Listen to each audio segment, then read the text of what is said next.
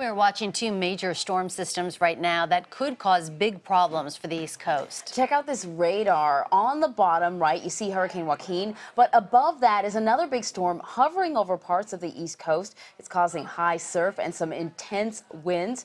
Kris and Cleave joins us now from Virginia Beach. Kris, what's it like out there now?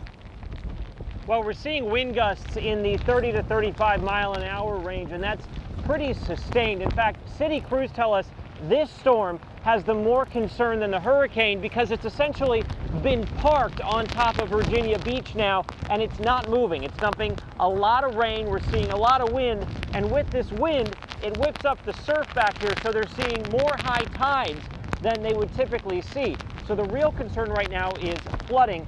Over the next hour or so, city crews are going to be meeting to decide what areas need to be shut down, what areas they're most concerned about, and where to put their resources. They've got pumper trucks on standby, they've got crews on standby ready to respond.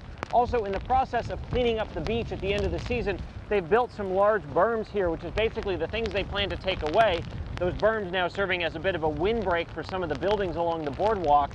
Of course, the officials out here are telling people to stay away from the beach. As you can imagine, the surf out there, I would describe it as kind of angry seas as we get rather consistent pounding of wind in that 30-35 mile an hour range here. It's enough to certainly to move you around a little bit. It can make driving treacherous, and the rain has really been nonstop. We drove down last night in very, very low visibility from DC. Almost the entire drive down was low visibility, strong winds. So the entire Commonwealth of Virginia really getting hammered. And the thing that makes this dangerous is we really hadn't seen much rain in this area for the last month to 6 weeks. So we're getting inches and inches and inches of rain all at once. That increases the flooding danger, and now this storm, which feels a lot more like a nor'easter than anything else, is essentially parked over Virginia Beach. We can show it to you on the radar if we can bring that up. The storm has just basically taken up residence here and has been pounding southern Virginia up into northern Virginia, the DC area, for the last day and a half. And really now the water is starting to accumulate, and that's what really has city crews concerned. They know if they get through this one, they think Joaquin will be fairly manageable, but that flooding danger remains through this storm and whatever the hurricane may bring to town. And as we were just watching that radar, as you mentioned, with Hurricane Joaquin coming on the heels of this storm, how concerned are they with beach erosion and then another threat of flooding? Flooding is the real concern. Certainly beach erosion happens every time we see one of these storms.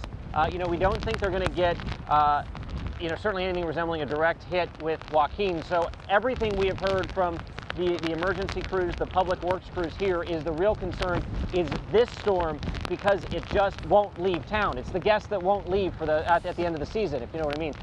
So flooding remains a big concern. Certainly the more rain they get, the bigger the concern for flooding. The other part of that, of course, is the waves and the surf. This storm is whipping up the waves. It creates sort of a shelf as the wind keeps pushing in, which brings the tide up. So they worry about how high tide will go, and if that will bring flooding to some of the areas that are prone to that. And of course, that danger only goes up as this thing spins faster and faster. All right, Kris and Cleave, hang in there in Virginia Beach. Thanks a lot. No problem.